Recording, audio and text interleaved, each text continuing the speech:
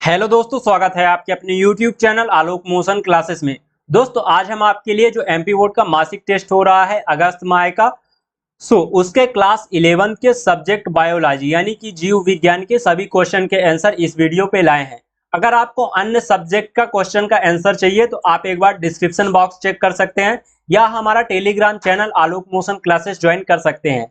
चलिए आज का वीडियो शुरू करते हैं और सभी क्वेश्चन के आंसर को देखते हैं। यहाँ पास स्क्रीन पर आपको पहला क्वेश्चन दिख रहा है, प्रश्न क्रमांक 1, सही विकल्प का चयन कीजिए।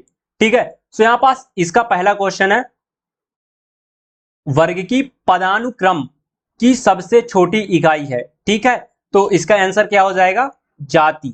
ठीक है, फिर इसका अगला क्वेश्चन है, द्विनामकरण पद्धति किस वैज्ञानिक ने प्रस्तुत की? ठीक है, इसका आंसर क्या हो जाएगा? लिनियस ने। ठीक है, अगला क्वेश्चन देखते हैं यहाँ पास इसका, लाइकेन किनके बीच सहजीवी है? ठीक है, तो इसका आंसर क्या हो जाएगा?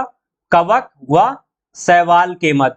ठीक है, फिर इसका अगला क्वेश्चन है, देखिए यहाँ पास चौथा, विषाणु की खोज किस वैज्ञानिक ने की? तो इसका आंसर क्या हो जाएगा यहाँ पास? इवानोव्स्की ने की। ठीक है, फिर इसका अगला क्वेश्चन है, पृथ्वी पर सबसे अधिक प्रकाश संश्लेषण होता है।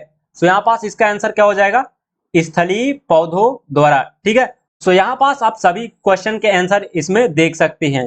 फिर चलते हैं अगले क्वेश्चन की ओर। तो ये हमारा प्रश्न क्रमांक 2 है, निम्नलिखित में से 4 में से कोई 3 प्रश्न हल कीजिए। ठीक है, यहाँ पास आपको 4 क्वेश्चन दिए गए, इनमें से आपको 3 क्वेश्चन हल करना है। ठीक है, देखिए यहाँ पास पहला है हमारा, संघ प्रोटोजोआ के 2 जंतुओं के नाम लिखिए। तो यहाँ पास संघ प्रोटोजोआ के 2 जंतुओं के नाम है, पहला है युगलिना और दूसरा है यहाँ पास पिनोसोमा। ठीक है, ये है आपके 2 जंतुओं के नाम, आपको लिख लेना है। ठीक है, आगे बढ़ते हैं अगले क्वेश्चन की ओर। यहाँ पास क्वेश्चन नंबर 2, संघ एनेलिडा के 2 लक्षण लिखिए। ठीक है, यहाँ पास देख सकते हैं, आपको यहाँ पास हमने 2 लक्षण दिए, पहला है आवास एवं प्रकृति पर। ठीक है, तो यहां से यहां तक आपको लिख लेना है पहला लक्षण।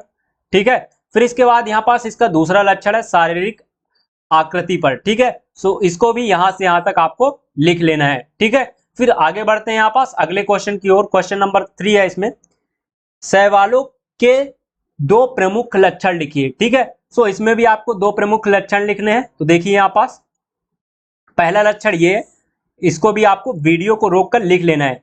ठीक है, तो यहाँ पास क्या लक्षण है? शैवाल की कोशिकाओं में सेलुलोज की बनी कोशिका भित्ति पाई जाती है। ठीक है, अब अगला इसका लक्षण क्या है यहाँ पास देखिए। यहाँ पास ये दूसरा लक्षण है, देखिए शैवाल में भोज्य पदार्थों का संचय मंड के रूप में रहता है। ठीक है, ये आपका दूसरा लक्षण हो गया। चलिए अब अगले क्वेश्चन की ओर चलते हैं। तो यहाँ पास प्रश्न क्रमांक 3 है, निम्नलिखित 4 में से कोई 3 प्रश्न हल कीजिए। ठीक है, यहाँ पास इसमें भी आपको 4 प्रश्न दिए गए हैं और इसमें 3 प्रश्न हल करने हैं। तो यहाँ पास इसका पहला प्रश्न है, देखिए 5 जगत वर्गीकरण किसने प्रस्तुत किया? प्रत्येक जगत का नाम तथा एक एक उदाहरण लिखिए। ठीक है, तो यहाँ पास इसका उत्तर है, देखिए 5 जगत में वर्गीकृत करने का प्रस्ताव कार्नेल विश्वविद्यालय के जीव वैज्ञानिक प्रोफेसर R.H. विटेकर ने 1969 में दिया था। ठीक है, ये हो गया किसने प्रस्तुत किया था। ठीक है, अब इसका नाम क्या क्या है यहाँ पास देखिए। ठीक है, तो देखिए पहला है यहाँ पास मोनेरा जगत, दूसरा है यहाँ पास आपका प्रोटिस्टा जगत, तीसरा है आपका कवक जगत, चौथा है आपका पादप जगत और पांचवा है आपका जंतु जगत। ठीक है, ये आपके 5 नाम है। अब इनको आपको अच्छे से यहां से यहां तक लिख लेना है, अच्छे से एक्सप्लेनेशन में। ठीक है, इसका आंसर। अब यहाँ पास आगे बढ़ते हैं, इसका अगला क्वेश्चन देखते हैं। क्वेश्चन नंबर 3, ब्रायोफाइटा को पादप जगत का उभयचर क्यों कहा जाता है? ठीक है, यहाँ पास देख सकते हो आप इसका आंसर।